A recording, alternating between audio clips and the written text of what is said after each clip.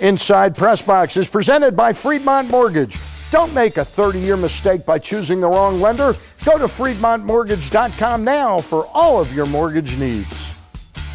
Oh, there were a lot of. All right, guys, so the Ravens have one exhibition game under their belt now, and everybody's back on the field. Who were the winners and losers in that horrible lockout that went on and on and on and on? Well, the players continue to lose in pro football, as our August edition, which is off the stands in a day or two, led to slaughter, the cover story by Michael Amft. The players always lose in football. They end up, a lot of them end up broke, over 70%, and broken. The average life expectancy of a National Football League player is 56, whereas you or I, 76.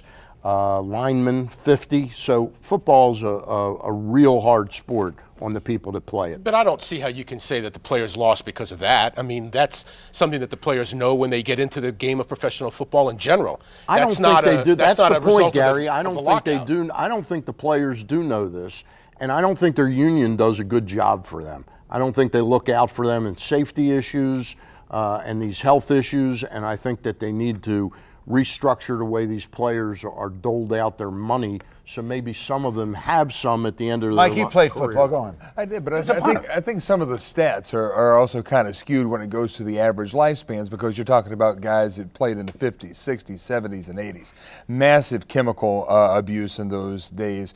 The technology wasn't there in terms of their training, so it'll be interesting to see, especially with some of the concussion studies that are done now, how the new equipment, how things that are derivatives from these new agreements really go and improve these guys' lives. Players have a choice.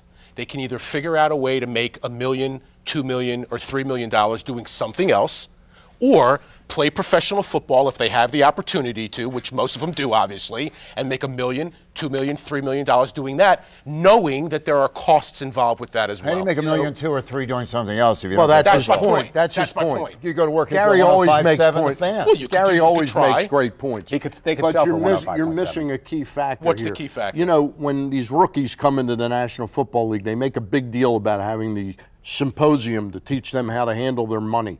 A one-day symposium on kids that a lot of them don't know how to read or write.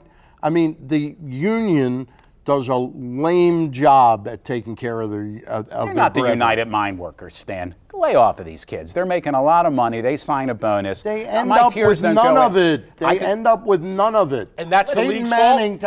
I didn't say it's a league. I said the union. Okay. The people who lost. You're speechless. I've never seen you speechless. First of all, I'd like to thank the players and the owners for allowing the game to be played, so we have the privilege of watching. Thank God. The people who lost were the. I mean, we have that privilege now, and I do appreciate it. But the people who lost were the people in Westminster. You know, the losers, McDaniel people College. in Canton, Ohio, who depend on that Hall of Fame game to really push forth a lot of the little guy up in, they just boom, they don't care. But you're worried about that guy who just signed a $9 million bonus. They're not labor. I'm worried about 700 or 800 of those guys that are going to end up broke, demented, and as look how Johnny Unitas ended up, where they didn't give him anything. You know, apropos to that, we were going to end up this segment talking about two great Colt legends. You can do that. Sure. One died probably from a heart condition from obesity, Bubba Smith at 66. That's a high life expectancy for a lineman.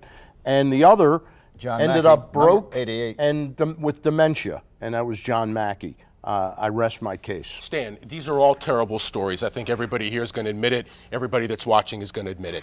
But if you talk to any football player, and we've all talked to a lot of them, they'll tell you, if I had it to do over again, that they would have done the exact same thing.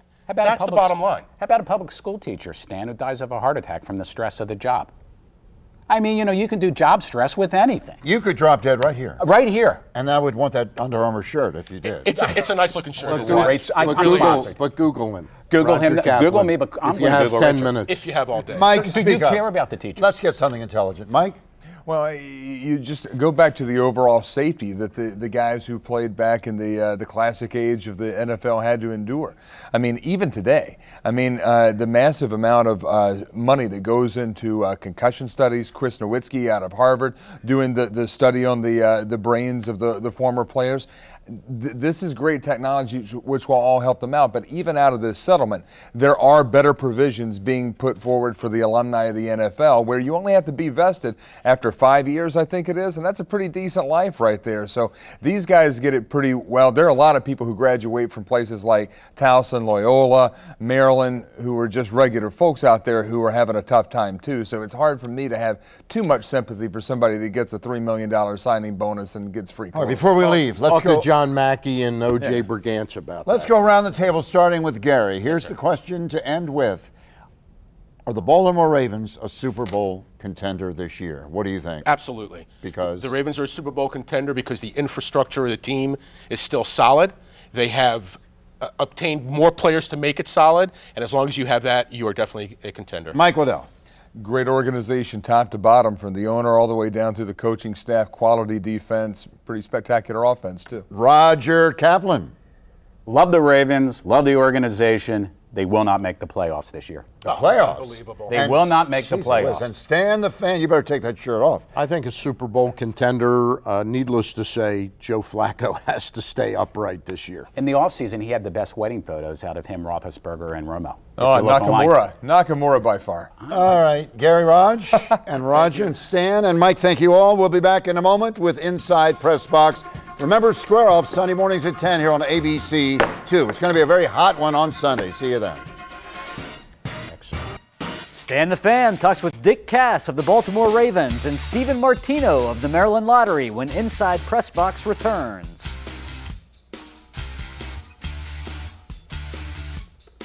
The Baltimore Golf Academy is now enrolling for its 2011 classes at Pine Ridge, Mount Pleasant, Forest Park, Clifton Park, and Carroll Park. Reserve your spot today at classic5golf.com.